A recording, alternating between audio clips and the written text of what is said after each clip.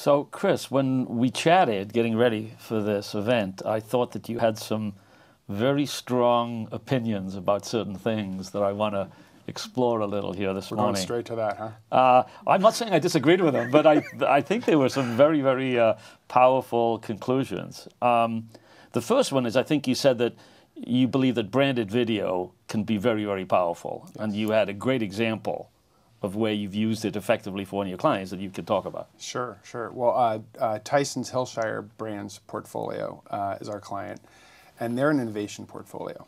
Obviously, very well-established categories, but they were looking to reach grill masters, which are different from their normal target in that as much as generally men.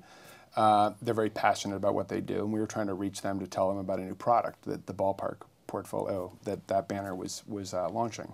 And so what we did was we worked with Discovery Networks on a pretty well-integrated campaign with some nice webisodes that were around passion points for grill masters. We extended that upstream with TV and social media prompts, and then downstream with a contest around winning a customized grill, which is very nice. You know, that's content. Also, there's a physical merchandise to that as well. We beat all of our view goals. We beat all of our share goals. And I think where that case study fits in this discussion is under that category of, you know, is reach as important as we used to think it was, or is this really about giving people something to participate in? And so I think at a tactical level, we made very, you know, specific decisions to, this is all got to be lean in, you know, viewer click content. This is not autoplay. It has to be integrated, as we've discussed, with all of the other elements of the campaign. And it really, you know, I think in that balance of what's brand and what's entertainment, we, you know, is often the case when you're working with talent and with publishers, there are trade-offs about, well, what's the right balance? And I think it was a bit of a struggle for various, you know, stakeholders in the conversation to allow the kind of organic elements of the conversation to really rise to the surface. There was that kind of instinct to push the brand in more.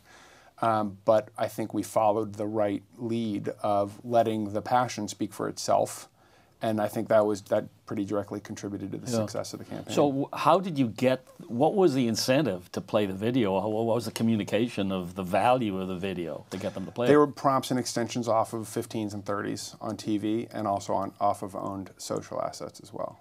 So and then the call was to, you know, view this content, learn more about being a great grill master, in turn kind of learn about the product as well, but also enter into the contest to win the customized grill. So there was some monetary incentive potentially there. Do you think that's critical to have that, to get that play? I don't think it's necessary. I think given the passion point and given, you know, the fact that this is a piece of equipment that is very high utility to this target, it worked very well. I think it might have probably achieved the goals without that incentive.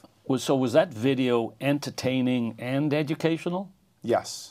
It was both? Yes, yeah. So it was an extension of some of the publishers' properties we were advertising through.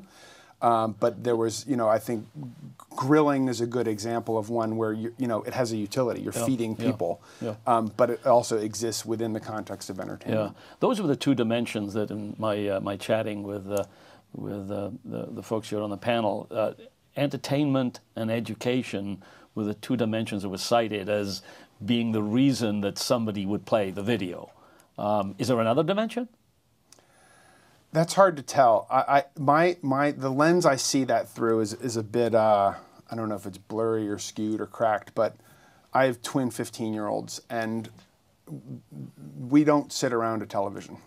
It doesn't happen. I mean, we try family movie night. I don't know what they're consuming on those screens all of the time. I sort of furtively check the server to make sure they're not, you know, you might be better off not knowing.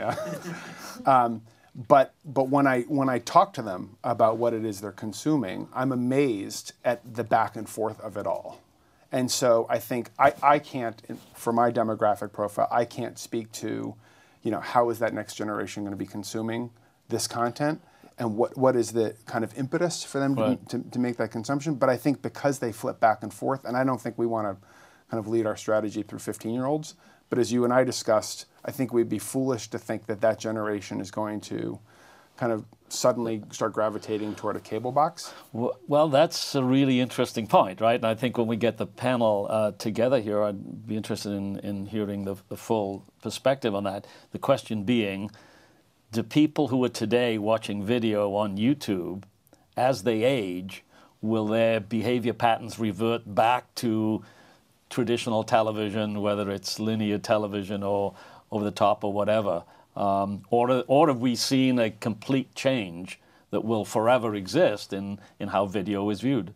The latter.